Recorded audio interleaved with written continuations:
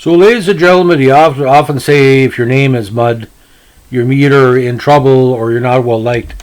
But this guy was very, very well respected, and they really appreciated his hard work and play, because as an undrafted player out of junior, to play with the number of NHL teams he did, all 7, showed everybody this guy from Kindersley, Saskatchewan.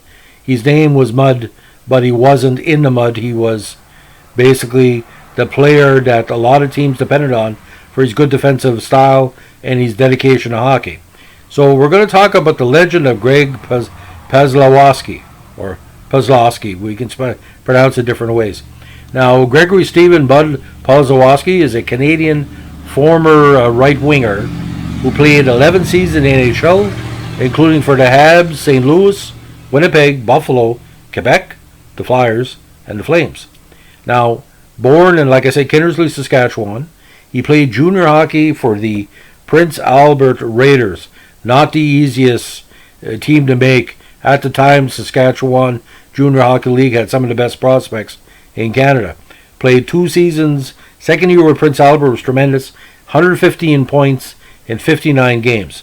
Now, he remained undrafted, and Montreal took a chance on him by bringing him into the fold. First season with the Voyageurs, he had 26 points in 43 games. 83, he really opened out. 46 goals in 75 games, including 88 points. Now, he did make the Canadians in training camp. He had kind of a slow start, but he was showing, bastions of talent.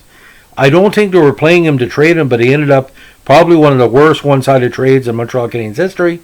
He and Gilbert Delorme and Doug Wickenheiser were traded to St. Louis for Perry Turnbull. And as soon as he hit St. Louis, the numbers started to go up. When he crossed over to the western side, he had 14 points, including 34 goals. He had 14 points in 34 games, including 8 goals. And 85, his first full season in the NHL, 22 goals. And in the Stanley Cup contending year of St. Louis in 86, where he came within 1 goal of making the Stanley Cup final, he had 22 goals in 56 games, including a pointed game pace, probably one of the best playoff sessions he had in his career. 10 goals and 7 assists for 17 points. Now, he continued on with St. Louis, even though he was injury-plagued in 88, 29 goals in 87, 26 in 89, moved on to Jets in 1990, scored 18 goals that year, split 91 with the Jets and Sabres, went to Quebec, had a great season in Quebec in 92 with 28 goals, then moved on to Calgary. It was sort of like have stick will travel. He had an injury-riddled season in 93. 94, he had his last bash in the play in the NHL with 2 goals in 15 games. But he was also known for scoring a lot of goals in the playoffs. We'll get into this in a second. Now, he ended his career with 3 seasons with Peoria of the IHL. Best season with the IHL squad was 95 when he had 69 points in 69 games. Now, when I talk about these playoff totals, ladies and gentlemen, he found a way at an early part of his career to know how to score a lot of goals in the playoffs.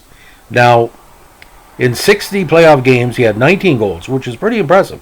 That equates to a 26 goal pace in a regular season. But 650 games in the NHL, 187 goals, 372 points. Very rarely would take a penalty, a very clean player. So he can play offense and defense, and he's also a key contributor to, of course, the Monday Night Miracle. We talked in previous podcasts, that infamous Game 6 at St. Louis, wanted to come back to make Game 7 possible. So at 5'11", 189, your typical right winger. But for me, Montreal made a huge mistake in trading him. It would have been nice to see how he would play with Montreal, especially with that 86 title team. But Montreal had a lot of prospects in the pike. I don't know if he was traded just because they knew a lot of these players were coming along. But Montreal had great success with undrafted players, signing undrafted players. Remember, we talked about the fact he drafted a lot of busts, but he had a lot of success with, lower-end free agent signings. This is another example. But you look at Paslawski, Delorme, Wickenheiser, For Turnbull, again, we should have got at least another 4 or 5 players back. But, woulda, shoulda, coulda. But, the way Montreal was losing in the playoffs and that early 80s, they were kind of losing their mind anyway. And Paslawski could have been a great ab, but, woulda, shoulda, coulda. That's the legend of Greg Paslawski. Have a good day. Bye.